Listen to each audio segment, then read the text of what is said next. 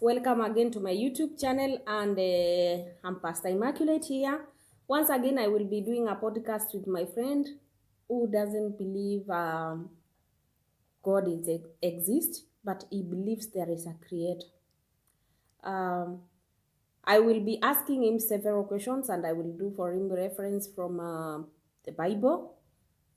I hope by the end of this video, guys, he will believe in Jesus. Do you believe so? Yeah, there is nothing impossible with God. Our God is always there for us, and he will give us a guidance. So, guys, I will introduce you to my friend, or we will be having a podcast together.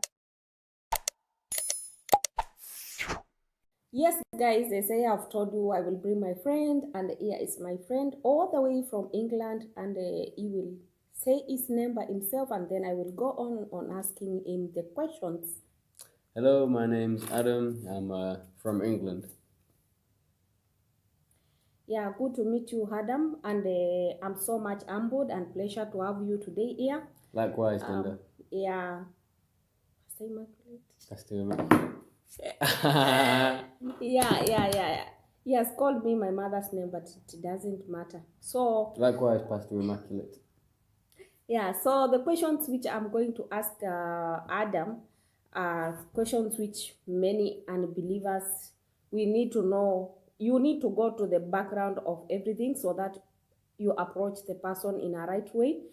Because you don't know, if you approach the person in a very quick manner, maybe you will destroy everything. So it's better you start from the background.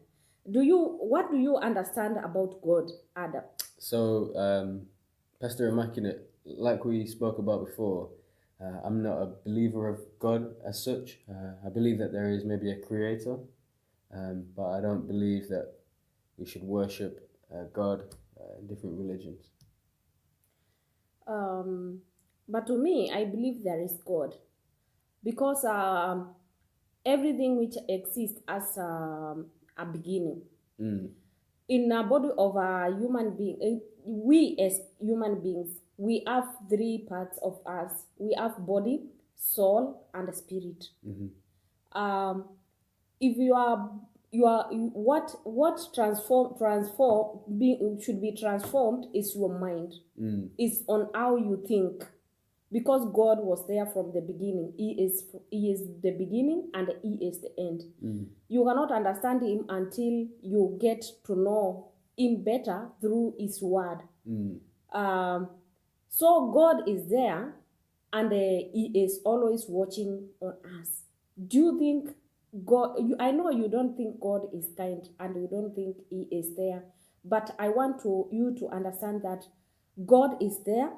He is always with us. He is watching over us.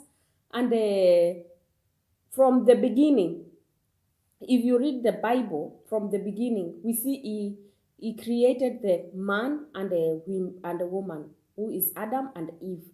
And he gave them breath, and he created them according to his likeness, and he saw everything is good. So I believe to my side, God is there, and he is our protector. He is our guide. He guides us in each and everything. What we have to do is only to believe that he is there, and stand strong in him, and you will know the truth. Yes, this is God. You know, even in the time of Israel, when Moses was going to meet God in Mount Sinai, he was also like you. He didn't believe that there is God, and he didn't believe really if it is God. That's why he requested him, can you allow me to see your glory? But God said to him, yes, I can allow you to see my glory, but if no one has ever seen my glory or has ever survived. But if you see my back when I have already passed, you will know me. So you will not understand God right now. But when things happen and they pass, you will see, oh, I have passed through that thing. It's God. Because you have seen God at the end of the what has happened. You might be going or struggling in something, and then by the end of the struggle, you see a breakthrough, And after seeing that breakthrough, you will say, oh, really, this was God. That's how we know there is God. Because he is there protecting every mankind. Yeah. Also, Adam, I have to ask you a question. Do you think God is kind? So, if I were to believe that there was a God, Mm-hmm. which I don't, as we've already established, I wouldn't say that God is kind. Ask me why? Why? Because if he was kind, why would he kill and make innocent people suffer for no reason? God doesn't kill. God doesn't kill. I gave you an understanding that we have body, soul, and spirit. What dies is body. And the body has to return to the sand because it is sand. So it doesn't kill your spirit. It doesn't kill it. And it doesn't kill your soul. It remains with you. That's what you are. You are Adam. Yes. But is your body Adam? No. What is you, Adam? My name. Let me ask you. Let me ask you a question. I'm not saying about your name. I'm saying you are Adam. But what is in you is what is Adam. This body is a temple, or where the Spirit of God dwells, where the Spirit of God lives. If you are Adam, this body is a temporal thing. It is not internal. It doesn't last. It has to reach a place where it will go. Yeah, we have to die to be born again. Can I ask you a question? Yes. So, you believe that God is omnipotent, right? Which means that he's all-powerful. Yes, God is all-powerful, and he is there always. So if God is all-powerful, then he controls everything that goes on in the universe. So on our planet, on planet Earth, people suffer. Okay, innocent people suffer. If God is powerful, he could control that. So that means that he makes the innocent people suffer. God doesn't make anyone suffer. You see, there is a story of one man in Bible who is called Job. Job was all righteous and was all good to God. And everything about what he did to God was all good. And God knew Job is a good man. But one day, the angels of God went to represent themselves in front of the Father, the God. And among those angels, Satan was present. And God asked him, where are you coming from? He said, after I was strolling round on the earth, that's where I am coming from. And then he asked me, did you see Job, my servant, who is so good and serving me with all his heart? And he said, yes, I saw him, but he is doing all that because you have given him so much wealth. He has all things and the purpose to do it. He has all the reason to serve you. Because he doesn't have any problem. He's not suffering. He's not struggling. And then he asked God to give him permission to touch him, to touch Job, to see if he will not change. And then Satan went and started to deal with Job. God gave him permission to do, yes, go, but don't touch his soul. Touch his things, his possessions, but don't touch his soul. It was so terrific because what Job experienced, all the riches, everything got lost. And then Job continued still to serve God. His wife, his friends told him to disown God. But he never, even through that time, he lost everything. And then Satan went back and said, you see, and God told him, you see, after taking even everything, he is still faithful. And he said, no, touch his body. And Satan came down and touched Job's body. His body was full of sore. It was rotting while he is alive. His wife said, curse God and live. But he didn't curse God. So Job stood faithfully with God. And then Satan was defeated because Job did not disown God. And through that time of strangling, God was still with Job. He was with him throughout the storm. So God promises to be with us even in the hard time. And he gave him back fivefold of everything which he lost after that trial. So sometimes some things may be happening to some other people so that God may raise you from that glory to another one. For example, if you see gold, we have gold. How does gold become gold? To be so expensive, to be precious, to be priceless. How does it become like that? Do you know? No.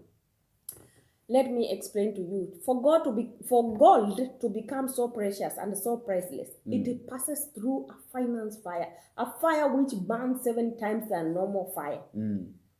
After that, it is purified, and then comes out what? Pure.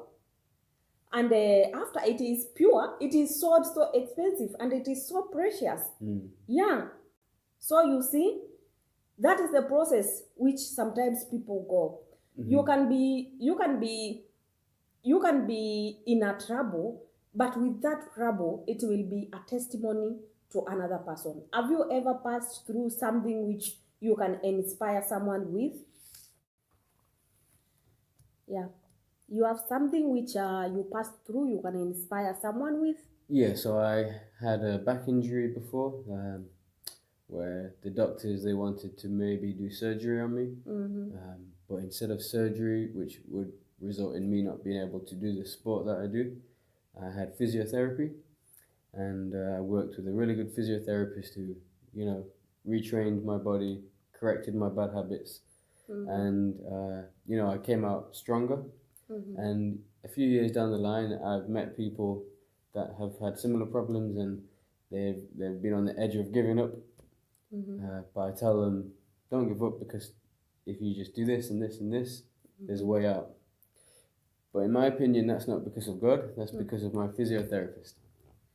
Physiotherapists, they usually do their work. But God is the one who heals, Adam. Let me tell you something.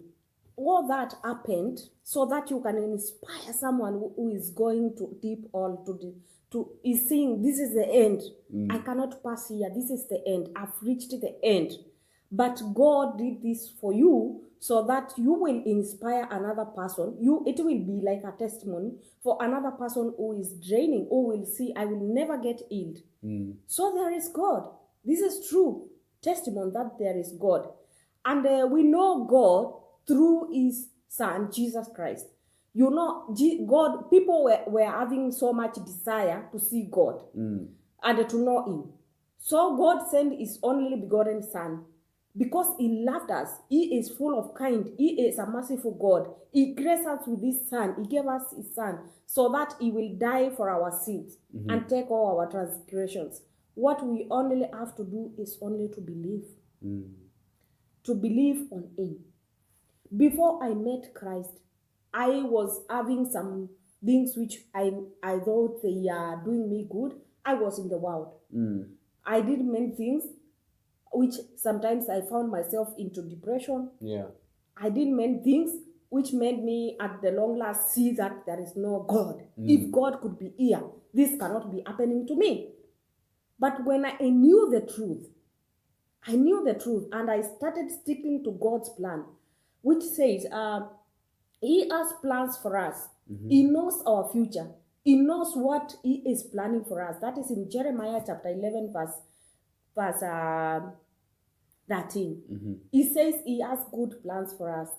God is always thinking of us. His mind is always on us. So I know by these words, they will change you a little bit. I'm not forcing you to change, but I know you will one day know the truth. Yeah? And you will embrace this truth about the word of God, and if he is kind, and if he really exists. Yeah. Yeah. Yeah. How do you feel it? I don't know if I will. I don't know if I won't.